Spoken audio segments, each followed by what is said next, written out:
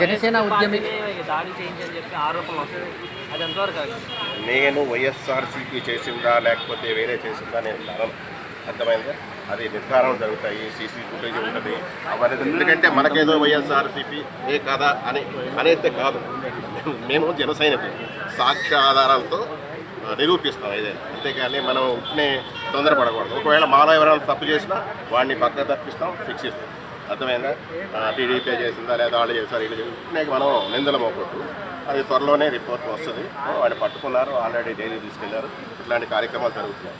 దయచేసి మీకు కూడా ఒకటే చెప్తున్నా, మంచి వాళ్ళు ఇప్పుడు వైఎస్ఆర్ మంచి పని చేశాడు అనుకో జగన్, అతను కూడా సపోర్ట్ చేద్దాం.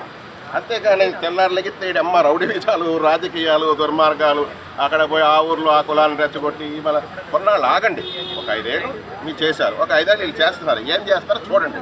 అంతేగాని ఆఫీసుల మీద దాడి చేయటం ఇవన్నీ కరెక్ట్ కాదని చెప్తున్నా. మానుకోండి. ఇంకా మొన్నటిదాకా లడ్డు కెమికల్స్ కలిపారు, అవి ఇవన్నీ తెలిసింది. ఛార్జ్ షీట్ వచ్చింది, అన్నీ వచ్చినాయి, అన్నీ ప్రూఫ్ అవుతున్నాయి. ఇంకా వేరే మెయిన్ క్యాండిడేట్ కూడా చూపించారు. అట్లాంటిది ఇప్పుడు పైన కూడా వేరే పంపించారు. అవన్నీ వస్తాయి. ఈ లోపల ఇవన్నీ ఎందుకు మళ్ళీ తొందరపడుతున్నారు? నువ్వు పట్టుకుంది దొర, దొరికింది దొంగ. అర్థమైందా? పట్టుకున్నది దొర, దొరికింది దొంగ. కానీ దొంగ ఏం చేస్తాడు?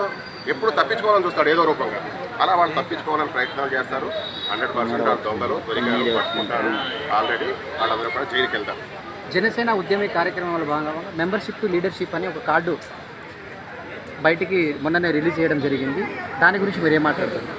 అలాగే మీ అందరూ కూడా ఒకటి చెప్తున్నారు, జన సైనికులు అంటే మీరే, జనమే మీరు సైనికులు, జన సైనికులు.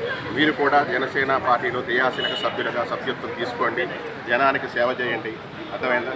పవన్ కళ్యాణ్ గారితో కలిసి నడుద్దాము, ఈ రాష్ట్రాలని మన దేశాన్ని కూడా రక్షించుకుందాం, నిజాయితీగా పనిచేద్దామని కోరుకుంటున్నాం.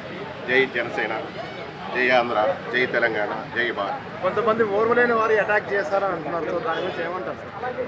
వారవలేని వాళ్ళు ఓల్డ్ మంది ఉన్నారు. ఆయన శత్రువులు ఏంటంటే కులపరంగా ఉన్నారు, మతపరంగా ఉన్నారు, దేశద్రోహులు ఉన్నారు. పవన్ కళ్యాణ్ గారికి చాలా ప్రమాదం ఉంది. ఆ ప్రమాదాలన్నీ తట్టుకుంటూ ఆయన ప్రజల కోసం కష్టపడతాడు. అది ప్రజలు తెలుసుకోవాలి. ఇప్పుడు ఎవడో నూటుకోకొట్టుకో దేశం కోసం కష్టపడ్డాడు. ఈ మధ్యకాలంలో ఎవరు లేరు. ఎవడో ధర్మం కోసం కష్టపడ్డారు, ఎవరు లేరు. అర్థమైందా? ఇవాళ ప్రజల కోసం కష్టపడ్డారు. ఇప్పుడు లేరు ఈ మధ్యన. ఆయన వచ్చాడు, ఎందుకంటే ఆయన సిద్ధాంతం అది. నేను కూడా ఎందుకంటే దగ్గరుండి చూశాను. ఇంత గట్టిగా ఎందుకు మాట్లాడుతానంటే ఆయన సినిమా ఫీల్డ్ నుంచి రాజకీయాల్లో రాకముందు సినిమా ఫీల్డ్లో చూశాను. ఆయన నిజ జీవితాన్ని కూడా చూశాను. అలాగే ఇంకా మీకు చెప్పాలంటే రాజశేఖర రెడ్డి గారి జీవితం చూసా, జగన్మోహన్ రెడ్డి జీవితం చూసా, చంద్రబాబు నాయుడు జీవితం కూడా చూశాను. వీళ్ళందరికీ ఆ టైపు కాదు. పవన్ గారు ప్రజల సేవ చేయడానికి వచ్చాడు, చేస్తాడు. ఎవడు ఎన్ననుకున్నా, ఎంత దుర్మార్గులు రాజకీయ నాయకులు కాదు, మత పిచ్చోళ్ళు కాదు, ఎవడొచ్చినా డోంట్ కేర్. ఆయన దృష్టిలో ఆయన వెళ్ళే రూట్లో ఆయన వెళ్తాడు, ప్రజలకు మాత్రం సేవ చేస్తాడు.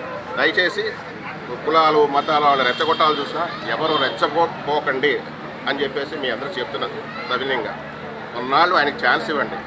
ఎందుకంటే గ్రామీణ అభివృద్ధి అంటే గ్రామాల్లో అభివృద్ధి చేయాలి, అటవీ శాఖ అంటే అటవీ అభివృద్ధి చేయాలి, పంచాయతీ రాజు అంటే పంచాయతీలు కూడా నిధులు లేక పంచాయతీలు పాడైపోతున్నాయి, వాటిని అభివృద్ధి చేయాలి. డిప్యూటీ సీఎం పదవి కూడా ఎందుకు తీసుకున్నాడంటే ఈక్వల్ సీఎం. అర్థమైంది? ఒకవేళ ఆయన ఏదైనా ప్రాబ్లం చేసినా ఈయన ప్రశ్నించే గట్స్ ఇవ్వకుంటాయి.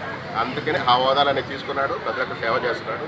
దయచేసి పవన్ కళ్యాణ్ గారికి, జనసేన పార్టీకి సహకరించాల్సిందిగా మీ మీడియా పూర్వకంగా కోరుకుంటున్నా.